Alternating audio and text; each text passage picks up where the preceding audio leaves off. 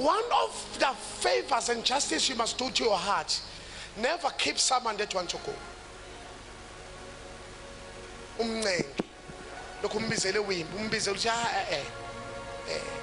If we are not worth of their time, release them. One of the painful parts yokuhlala nomuntu osefuna ukuhamba ukuthi noma esukuma ufuna umbuze uthi right noma ethule ecabanga ufuna umbuze uthi right ayikho into engakwenzela yona. Lethe ngisho bazalwane ifana nokuhamba nomuntu uye emcimbini onemoto ungenayo. Noma esukuma ufuna umlandela ngoba unasho ukuthi useyahamba noma akahambanga. Athi umuntu ayihlala phansi ngiyabuya uthi no ayibengithi uyahamba. Alibona igama kaJesu. Life is not designed that you must beg for love. Love must come effortlessly.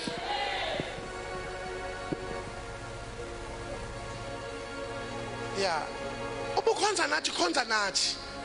Musu kwenza kanje sengathi ukhona awe show appreciation of our effort.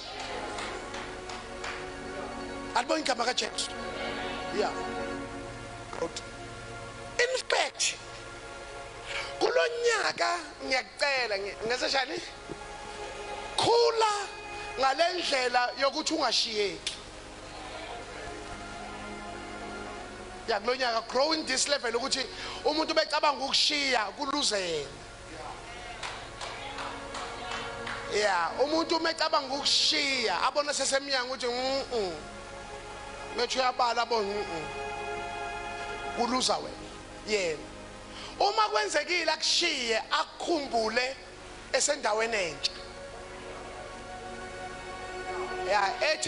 Ethe thatha 50% wepension yakho. Wathatha imoto yakho eyodwa, wathatha umuzi wakho wodwa.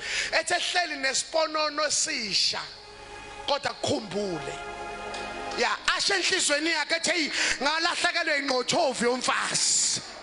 Alimale enentombi entsha kodwa kukhumbule wena ungeke eduze kwakhe. I pray that this season you may grow to a level ukuthi umuntu wakho unkosikazi wakhe ecabanga ukushiya